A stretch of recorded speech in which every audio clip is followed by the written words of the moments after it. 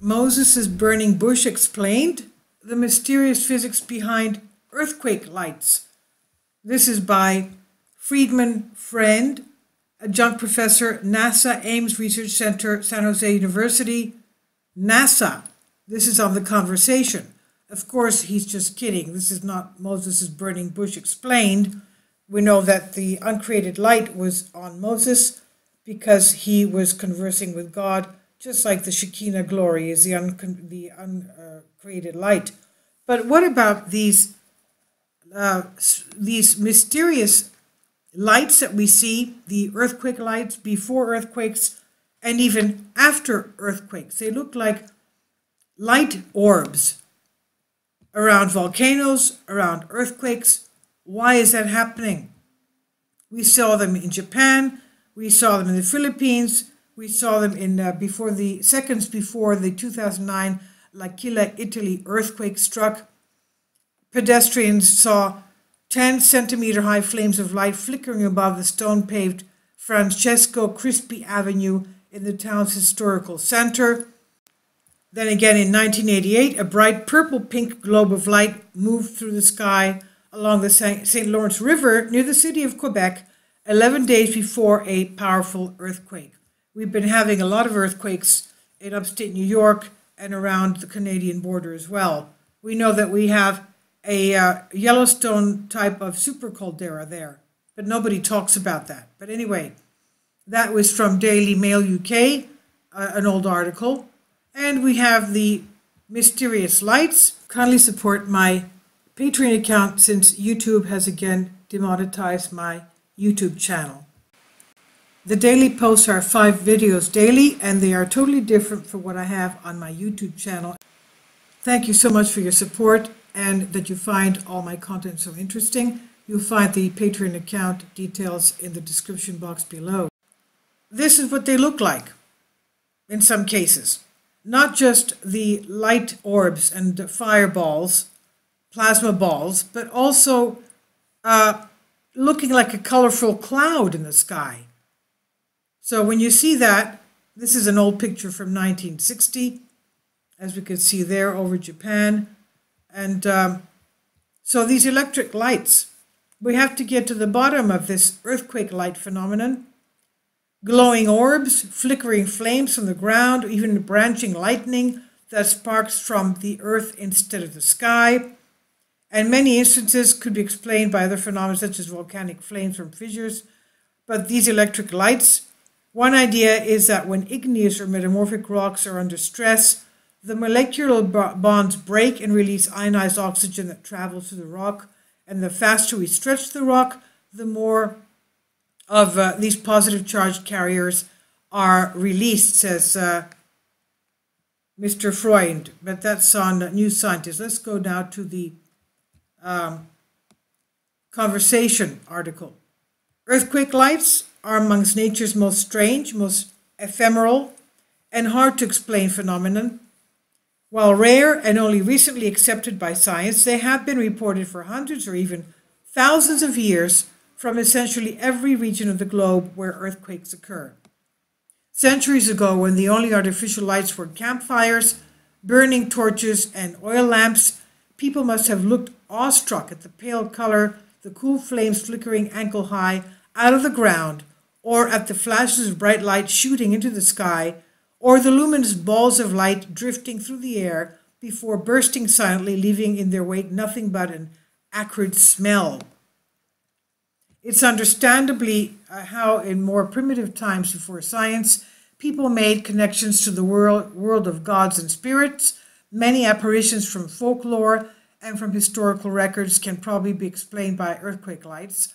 The story of Moses, who reportedly witnessed a burning bush on Mount Sinai, for example, or the ancient Greek Callisthenes, who wrote of immense columns of flame that foretold the earthquake that destroyed the city of Helike and Bura in 373 BC.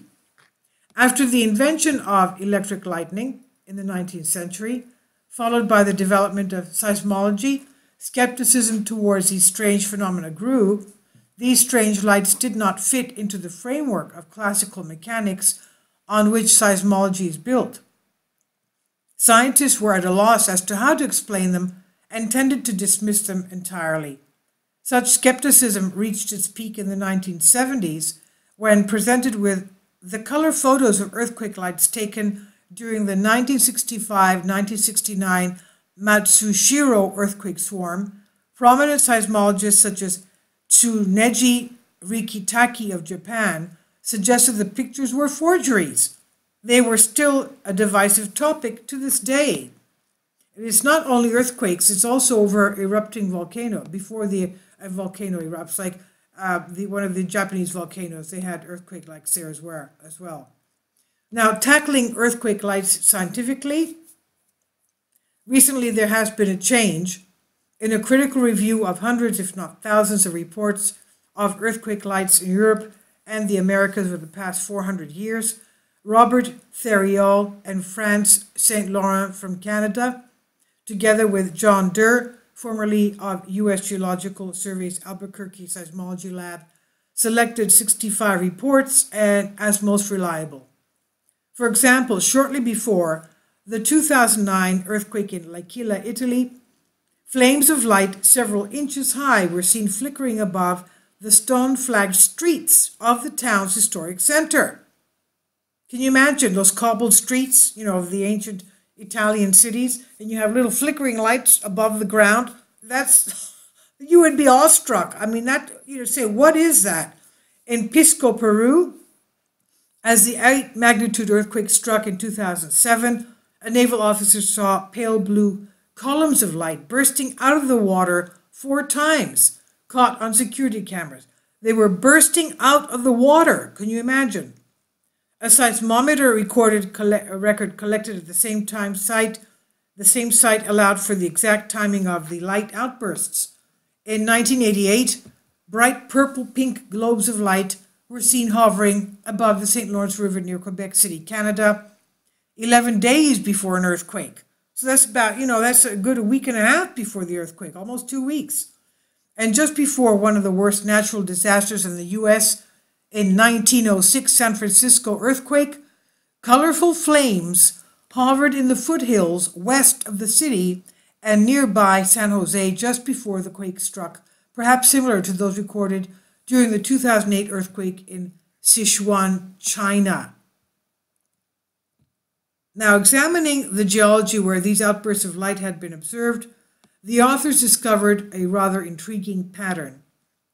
Out of the 65 earthquakes with trustworthy reports of light, 63 had occurred at or near subvertical geological faults, as opposed to faults with more shallow angles. Strikingly, while earthquakes along these steep faults make up just 5% of seismic activity, they account for 97% of documented cases of earthquake lights. Subvertical faults generally occur at rifts within continental plates rather than along boundaries between them. These are typical of places where, sometime in the distant past, the Earth's crust was pulled apart, allowing magma from great depths of 100 and 150 kilometers to rise up and intrude. When the magma solidified, it left dark, blackish rocks of the Gabbro family. I joined the research team which published our findings in seismological research letters to bring some insight to a physical explanation for earthquake lights. For many years, I have studied defects in crystals, such as in magnesium oxide, MgO. I found that magnesium oxide crystals contain peroxy defects, which are distinct in the way their oxygen atoms are bounded together. Over the following years, I found that peroxy defects are ubiquitous, occurring in nearly all rock-forming minerals in the Earth's crust. The most remarkable property of the peroxy defects is that when rocks are put under mechanical stress, such as during the buildup of tectonic stresses before a major earthquake, or when a seismological wave strikes during an earthquake, they instantly break apart and generate electricity. It's like switching on a battery, generating electrical charges that can flow out of the stressed rock into and through unstressed rock. The charges travel fast at up to around 200 meters per second, and far easily meters into lab experiments and up to tens of kilometers in the field. As the charges flow through the Earth's crust, they emit ultra-low frequency electromagnetic waves, and on arriving at the Earth's surface, they produce a range of secondary reactions such as infrared light, massive air ionization, and corona discharges, which in turn produce ozone and broadband radio noise. These signals are indicators for the massive stress buildup deep below, and so could be considered pre-earthquake indicators, though not every tectonic stress buildup leads to the catastrophic rupture of the rocks, that is, to an earthquake. Producing earthquake lights, however, requires a special condition which we are only now slowly beginning to understand: crystallizing the physics. In real situations, for earthquake lights to occur, the rocks must contain many peroxide bond effects, as is true of gabbro rock. They must be stressed very quickly. Under these conditions, so much electrical charge can be generated that the rocks enter a rare physical state known as solid-state plasma. At this point, when the positive or negative charge carrying particles generated by the rapid stressing of the rock reach a critical density, they can move through the rock as plasma. When this cloud of electric charge reaches the Earth's surface, it can burst through and discharge into the air. And so, voila! The stage is set for the luminous phenomena of earthquake lights, variously reported as flickering, pale, cool flames reaching ankle high, or different forms of bright, short flashes that shoot high into the air, or as free-floating plasma balls that detach from the ground drift away, described by eyewitnesses as luminous globes or ball lightning. Yes, ball lightning. Reading the warning signs, the warning signals. For more than a century, early warnings of earthquakes have remained a dream. There are records of many different types of signals that the Earth seems to produce during the weeks, days, and hours leading up to a major seismic event. But nobody has been able to read these signals or say how they may be connected. This has left a deeply divided community. Mainstream seismologists who reject even the idea of pre-earthquake signals, pitched against a group of well-intended individuals with a wide range of scientific and non-scientific interests and backgrounds. But as is often the case in the history of science, once the basic physical processes responsible for a set of seemingly unconnected processes are deciphered, the pieces do fall into place. We are at this crossroads, having begun to understand the Earth's signals. Current seismological earthquake prediction deals in windows of uncertainty of 30 years or more, or issues early warnings only when an earthquake is already underway and racing through the ground at kilometers per second. But with resources and effort, we could now bring together all the relevant scientific information with its basis in physics to build a global earthquake forecasting system that could provide early warning of at least a few days. So that's a huge leap forward.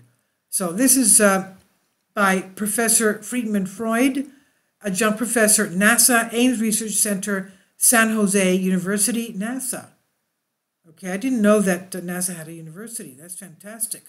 And this is on The Conversation. Please leave your comments, and thank you for your support.